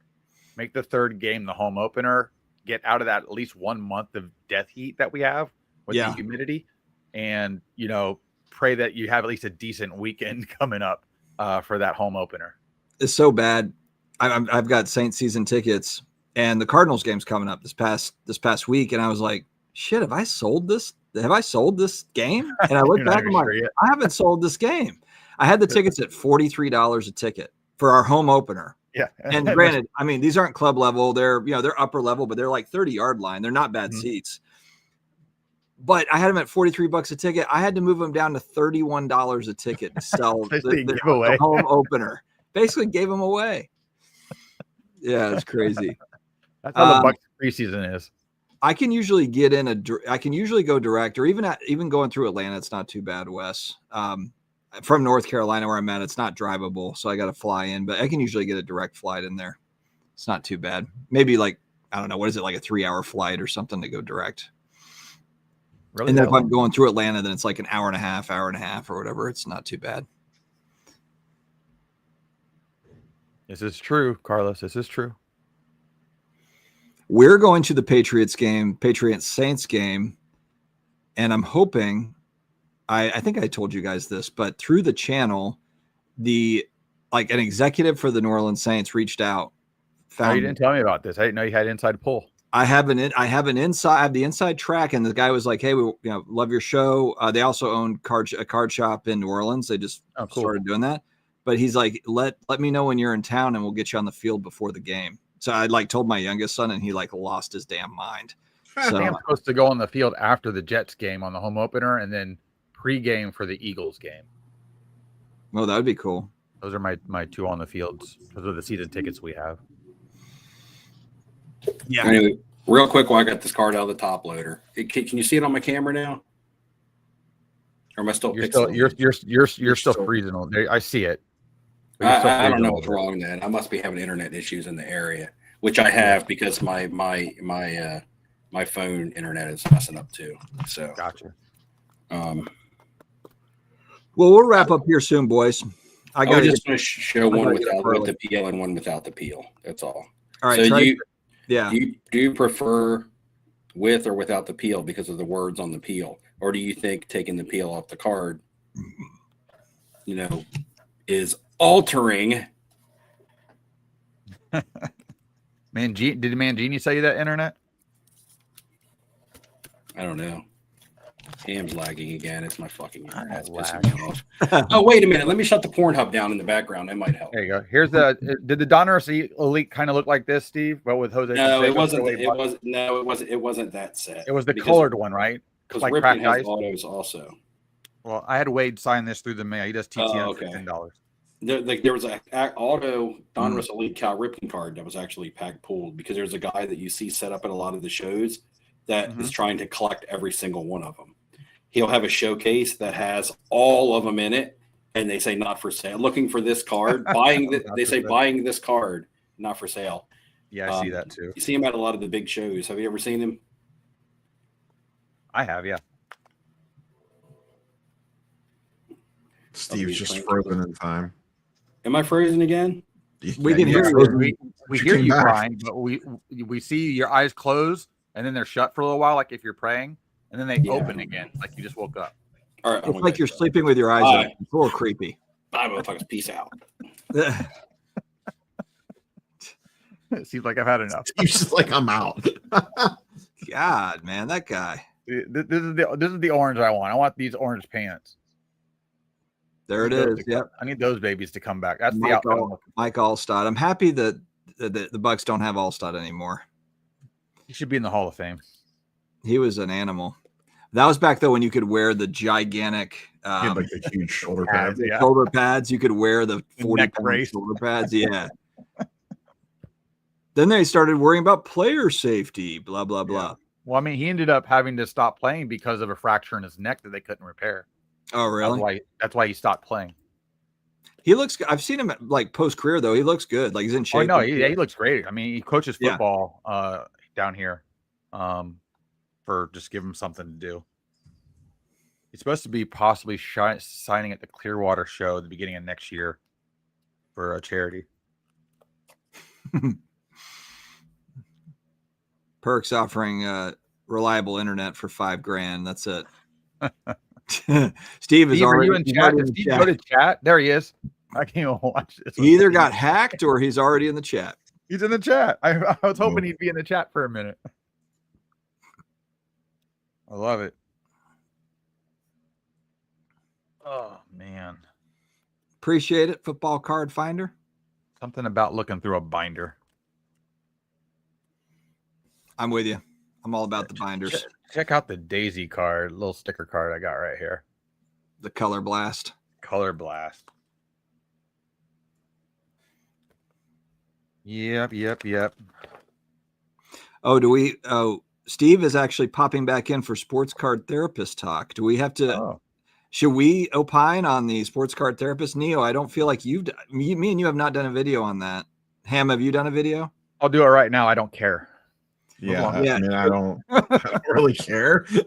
It was kind of. He he dipped and he randomly popped back up. I think we all saw this coming. Yeah. So I didn't realize it was 2 years ago, though. It seems like he didn't even do anything on his channel. I agree. Yeah, it wasn't even on his channel. Like I haven't seen his channel come back. No, it's just on somebody else's channel. Yeah, it's not coming back. I didn't get a feeling like there was a comeback tour. No, an actual, on a channel like real apology would be nice, but other than that, I don't really. It's whatever. He might have just been dipping his toe back in to see how the pushback was going to be. Well, he got some pushback. I looked at some of the. I mean, I checked the comments, and it wasn't great. No, but like you were saying, it was 2 years ago. Some of the people in the hobby that were trying to talk about it didn't even know what the hell went on. You know, some of the noobs. It's like they're sitting there trying to look it up. I mean, the thing, I liked Rob. I did a show with him for a little bit. I like Rob Neo, but I did a show, a few shows with Sports Card Therapist. He was a funny guy, but then it was just kind of like, I guess I just don't understand. Why don't you just come out and say, like, I just screwed this up? And yeah, he ran away from the situation. He crushed under pressure. But then he just bailed out. It kind of, I don't know. Too bad. I think that we all need to sprinkle a little self-love. I'm full of self-love. Yeah. But yeah, I didn't care that he came back on. I think everybody made a big deal out of it and got some content, I guess. But again, most people watch the content and don't even know what the hell it's about. So it's like it's not even worth repeating, to be honest with you. There's a graveyard of content creators that are gone. You know, I mean, there's a lot of content, a lot of gone content. Yeah. Well, there's a lot of new people popping up too, but my God, they're god awful. Oh, I think there's a lot of good shows right now. I don't. There's a lot of good shows on YouTube. I don't know what you're watching that I'm not. Well, in 2020, when we were doing the content, I mean, I'm not saying it's even gotten a lot better from my side. I'd say I'm better than I was in 2020, but there was nothing out there. There was nothing. Now there's it feels like there's a lot of shows, but a lot of shows have come and gone a lot. Yeah. I mean, I see new stuff all the time, and I'll go in and just pop in to see if anybody's interesting or has a different take or is doing something different, but no, same old, same old. Equal grifter industry, equal grifter opportunity. There's only so much to talk about here. Carlos says Ham has become the back in my day guy on YouTube. It's a circle of all of us have been. Well, it is funny when well, I think I don't remember who I was watching. Maybe it was Professor of Sports Cards, but he didn't know, like, the Sports Card Therapist thing popped up and he hadn't watched it. And I thought he went on Dan's thing to try and watch it. I think you had mentioned that on your video, something like, it's funny to see people that don't know anything about this, like that don't know, like they missed the original drama, I guess. Well, that, and he had the chat going off on it, and half those guys had been there for a while. He didn't understand what they were saying. They've been around forever because they've been through all of it. Yeah. So, and then they're all got their own personal comments that they want to drop on that, and he's just trying to pick stuff up as he's going. He doesn't know what he's doing. He's just trying to run with it. Oh, I thought that was funny. But yeah, and me and Neo were discussing about possibly popping into his channel last night. Neo was in chat. Neo hanging out in the chat, lingering in the chat, huh? I made a brief appearance. Did you see that he almost got the PSA guy in like actual legal trouble? Well, listen, the PSA guy got himself in trouble. If you're that damn stupid, that's your fault. Well, I would have been gloves off. Let's get everything out. Put them on trial.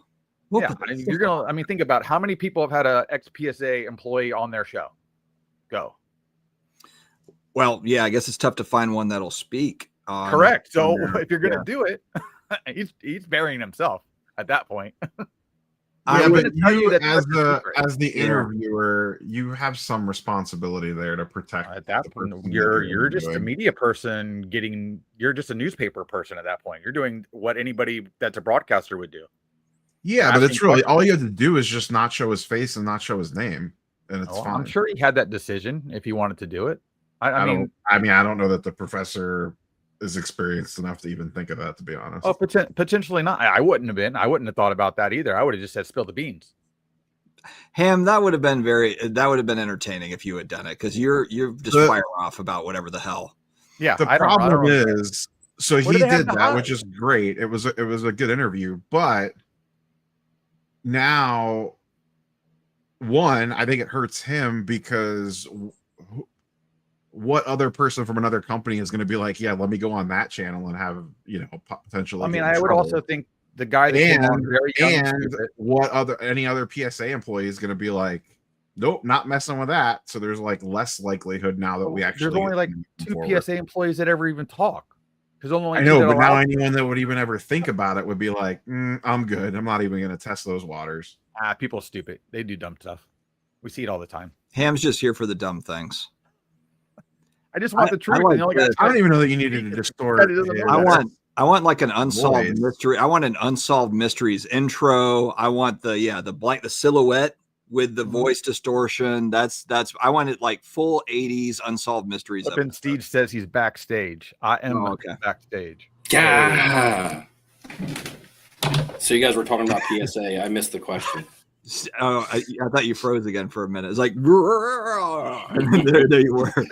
Jack in the box. Ding, ding, ding, ding, ding, ding, ding. No, but yeah, the chat's turned on Neo. So Steve, change the subject. It's not about protecting PSA in 1977. It's about protecting the employee. But what does PSA have to hide? They buy a company, they dissolve it. You get in their way, they run you over. They make their own rules. Every company has, and every major company has NDAs. So are you talking about the ex-PSA employee that was on a couple of different channels? Correct. I didn't watch any of those videos. So what kind of went on? What's that Julia Roberts movie where she's doing like to me that I found interesting is they pick and choose what they want to grade next. Aaron Brockovich. Aaron Brockovich. Ham is like Aaron Brockovich out here. What do they have to hide? That's just true. He was not a grader, Ham. He wasn't. I didn't say he was a grader. Picking. He was talking about research and ID. I understand that they're pushing that box through quicker. You don't understand that because you just said grader. I'm sorry, I misspoke. I don't work for PSA. I didn't sign an NDA. See, I can't even get in on this debate because I don't know what we're talking about. Well, you're out, Steve. I don't know what to tell you. But I might be on your side, Neo.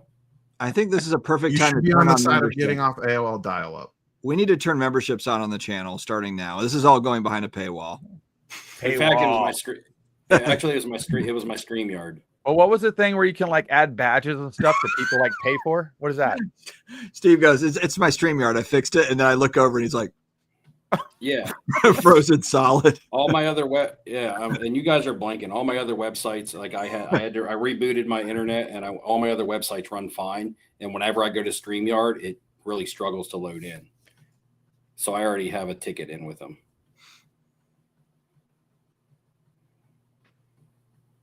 But I still want to know what PSA has to hide. Like, what's so special that nobody can talk about it? Go.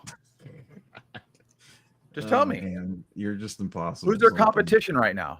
I want to know. What does that matter? Name me a large Zach's here to pay. Guys, we're missing valuable dollars here. Zach is willing to pay. I mean, this is basically every company policy. Bad take, Sam. This one's right up there. So what is like saying because you have a non-compete, I can't have a job? That doesn't work in the United States anymore.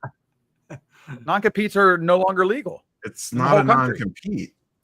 If you want to see this argument somewhere else and use that knowledge, how's that any different than telling somebody that you're standing? I got to go back into the live stream just to catch up what y'all are talking about. For $29.99 a month, you can see the end of this argument on the members only channel. I'm not even drinking yet. Okay, Cam, hold on. Now I'm about to really flip out. Cam literally won the damn. Look, Steve went to sleep. Oh no, his eyes are. He's still there. He's still glitch. Cam literally won the giveaway one year, and then comes in to the chat. Steve, if you're on Neo's side on this, I'm out. What are you out of? Not winning another national giveaway? I don't even know what side. I don't know what side. I don't know. Did he sign an NDA? Unbelievable, dude. Can be unbelievable. He signed an NDA. He can't talk about it. Wow.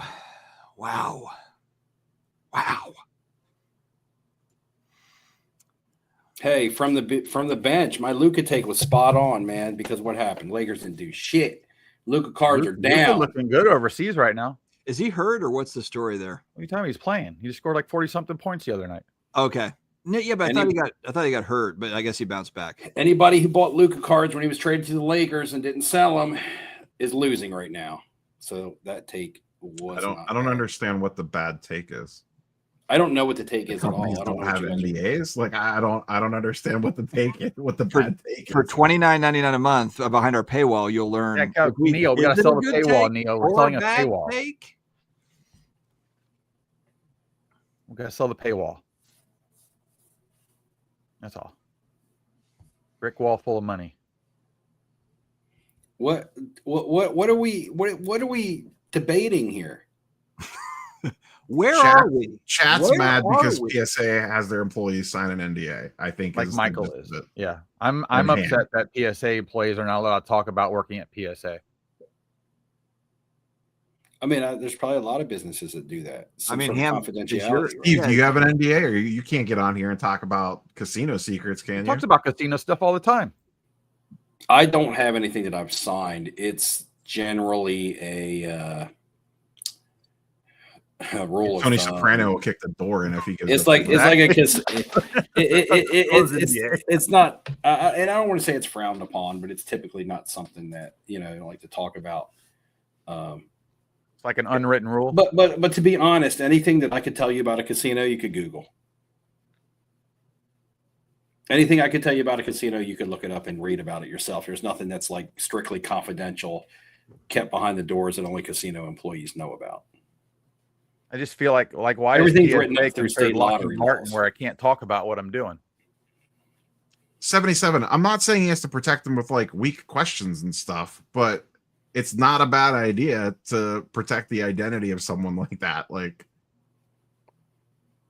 Dustin, if you interviewed someone like that, would you just throw them out there, or would you have protected his identity? Probably wouldn't have bothered with it, to be honest. I wouldn't have taken it on. But yeah, I don't know. I think a lot of people in the hobby have Okay, that. let's say hypothetically, I'm a former PSA grader, and I come to you and be like, I've proven that I work at PSA. Do you want to go on for an interview? Or I'd like to come on for an interview. What do you want to talk about? What's the point of it? Whatever you want to, whatever questions you want to ask me. Ask me all the dirty secrets. I feel like it's not my channel. I wouldn't do it. I wouldn't bother with it. I feel like just like at any job, there's a quote that people like to say when someone asks a question, and you're like, "That's above my pay grade," right? That's kind of like the answer of, "I have no liberty to speak on that. That's above my pay grade." So if you were going to have somebody on from PSA, I guess it would be in relationship to what their actual status was with the company. Like Nia, you have big representatives on your channel sometimes. This is a general employee. So actually, how far does their knowledge go other than what they personally experienced as an employee? Not the ins and outs and the behind the scenes shit that they don't. I work in a casino. I can tell you anything about the table games department, but I can't tell you hardly anything about food and beverage. I can't tell you hardly anything about the sports book, right? It's different departments and it's stuff. If someone asked me, why don't you have this game in the casino? Well, that's above my pay grade. I really don't know, right? Why are your beers so expensive at happy hour? I don't know. What's my odds of winning at blackjack? 60-40 in the house's favor. There's stuff that I can answer and stuff that I can't. So I guess it would just depend on the line of questioning that you were really shooting for. And you would have to shoot at stuff that this person actually had knowledge on. Or it's just like interviewing anybody else. If you're going to ask this person questions about PSA that they have no experience in, you might as well just be asking me. I thought that the professor did fine as far as the interview goes. It didn't feel like there was a lot of gotcha moments or that he was even really, he wasn't, it didn't feel like he was trying to pull them either. I didn't get the sense that he was trying to like, so is, are the employees getting, the all the tens or any, like, I didn't hear any of that. I didn't get the feeling like, and I didn't see the interview. So again, I saw it. Yeah. I can't, I don't know what questions were asked. I don't even know what this person's position was with the company. I don't know when or how long they worked there. Were they under the old ownership, the new ownership? Like, I don't know any of that information. And that information is going to be vital. I mean, when all that is, it's part of that. What were you saying, Rob? Is Marvelous Pax talking about me or Dustin? Because there's only one person on here that's sponsored by PSA. No, he's talking about me. Oh, Yeah, okay. that's why I pulled it up. Then again, there's disgruntled employees in every industry. Say, for instance, you hire in a grader at minimum wage. They're not performing up to job standards. They don't even make it out of their 90-day probationary period, and you let them go. And then they go on a podcast and say, well, I used to work for PSA, and that company is trash. Yeah. You can't Well, I mean, so what kind of credibility are you going to hold them to?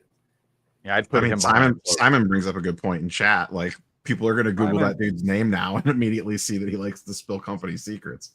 Yeah. Everybody just went and Facebook looked him up and shit.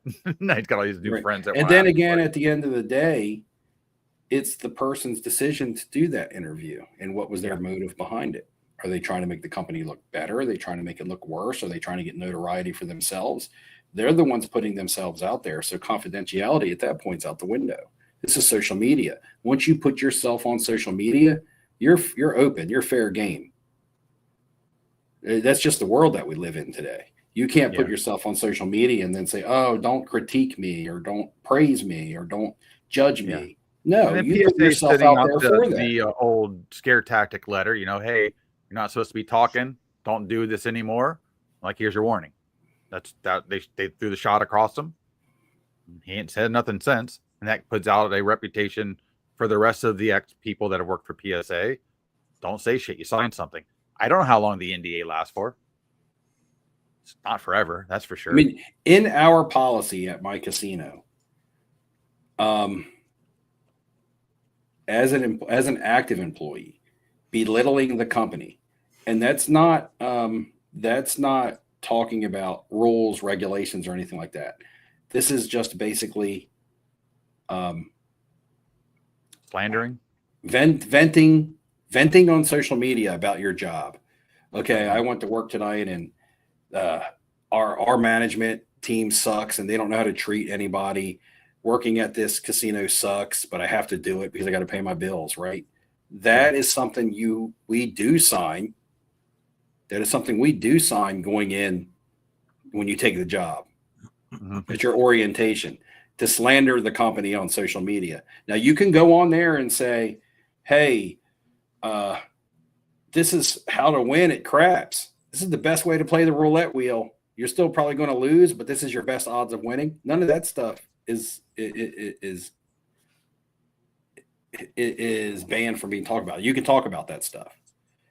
But the company really frowns upon going on social media and running the company down. Yeah. Because at that point, you're a representative of the company, and now you're hurting. At the end of the day, you could be hurting the company's bottom line, right? Yeah. Or but you might deter a customer from coming in because they might go, oh, I'm not going to go there if they got shitty management, right? Can you pull up 77's last comment? This one? Yeah. So, in my opinion, I think the reason they sent it to him was to scare anyone else from doing it. I don't think he said anything that they were actually that pissed about, because they even said they're basically just giving him a warning. I think the whole point of it was to scare anyone else from ever even consider doing it again. It was just a warning shot to the rest of their employees, not, I don't think, necessarily anything he said or did. I think he's basically just getting an example made out of them to scare anyone else off from even thinking about doing it. So give me a really quick 15, 20-second rundown on what we're discussing here as far as what happened to the guy. Was he threatened by the company or given a lawsuit or something? He went on the channel, did an interview. He worked in research and ID for like 5 months. And then a couple of days after the interview dropped, he got an email from PSA Legal basically saying, you violated your NDA. We're giving you essentially a warning and a pass if you reply to this and say that you won't do this again, basically.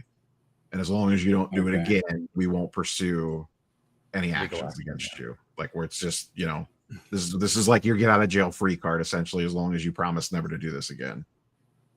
Basically, keep your mouth shut. I can pull it up if you want to see it. If assuming it's not that ham. It's not basically keep your mouth shut. It's not that.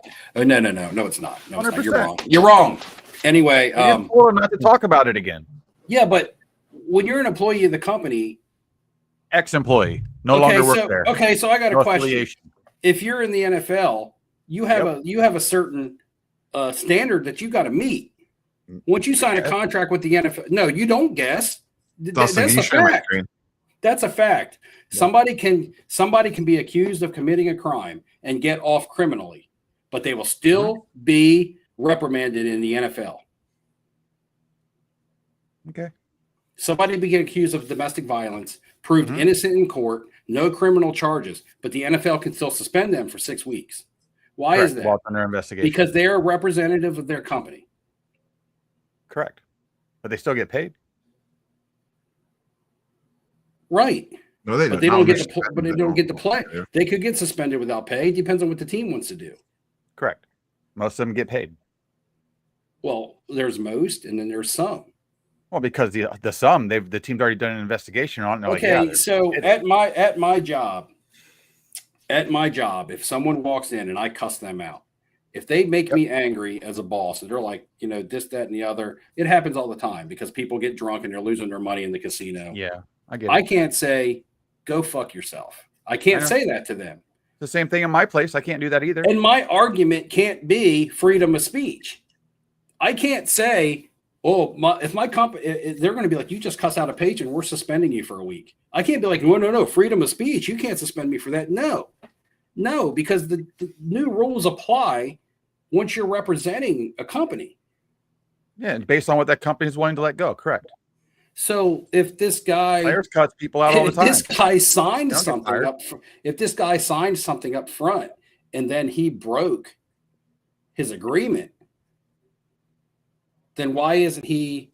Is there any way we can get a copy of the NDA? How are you going to get a copy of a Collector's Universe NDA?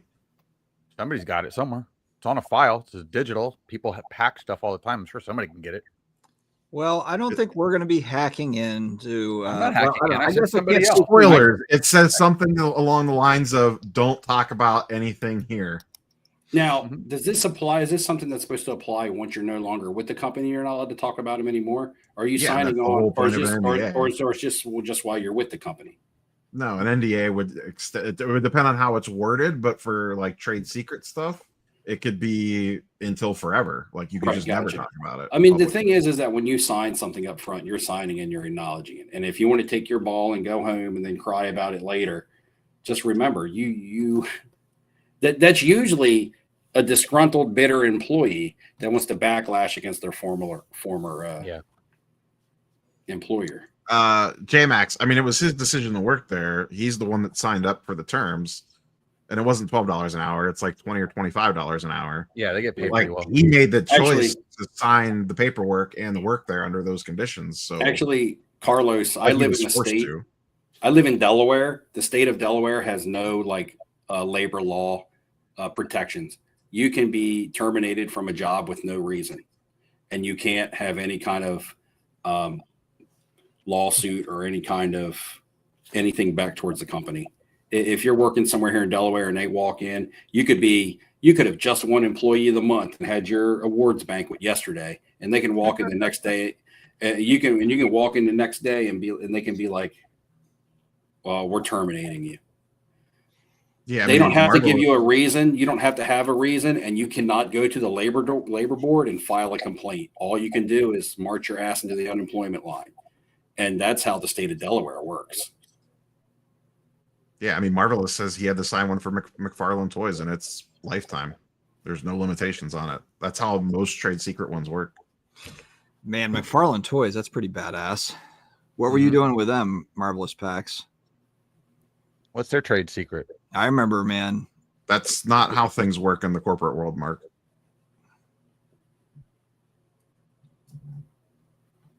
What happens if nothing's a secret? Does an NDA still count? I don't even know what that means.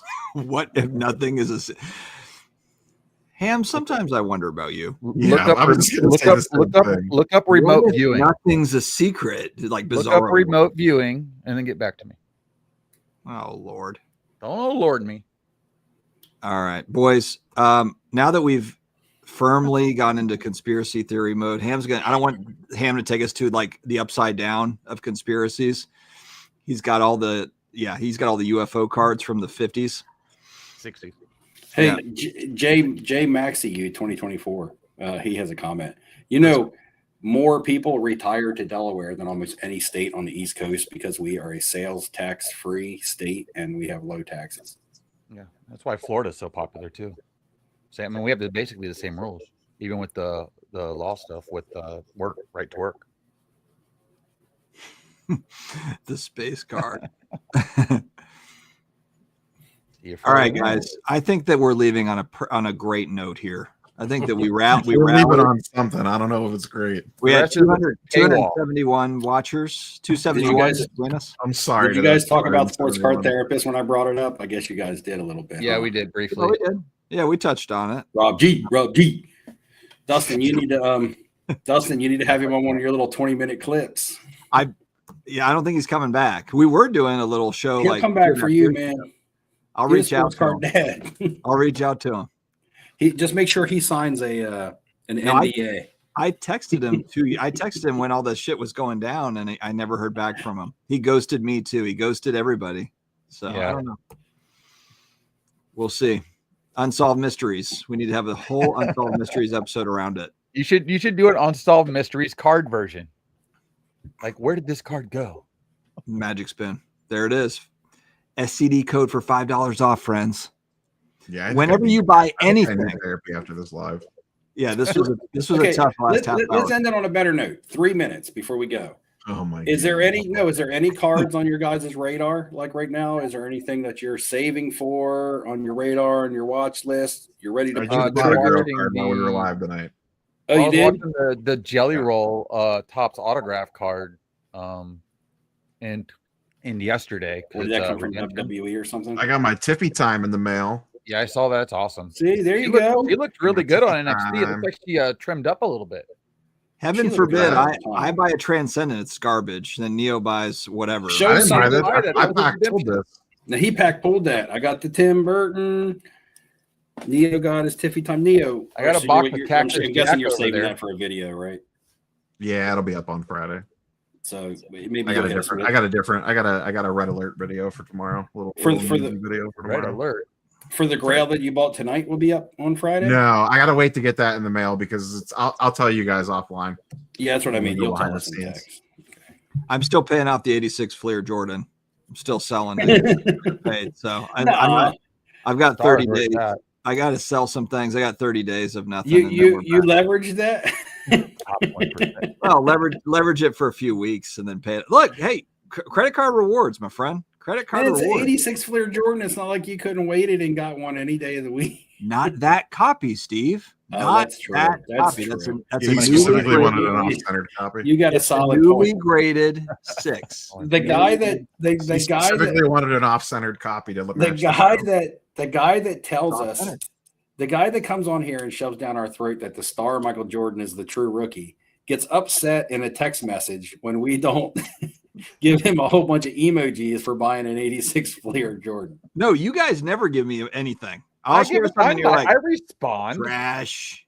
Ham, you're the only one.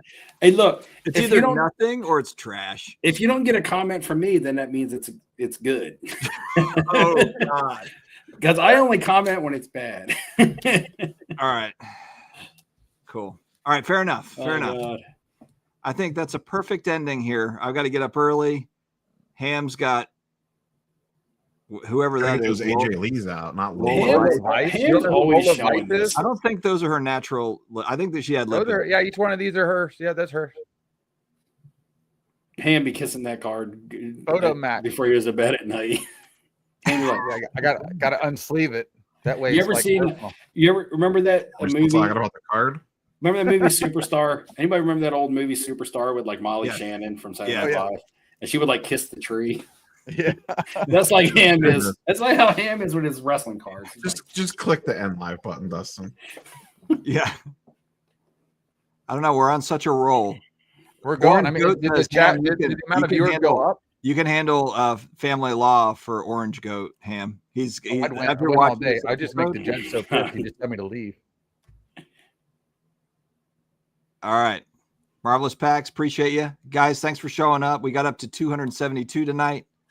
Have an amazing week. We'll see you in 2 weeks, and maybe we'll talk more about the sports card therapist and whatever else. Have a good night. Have a night. Good night.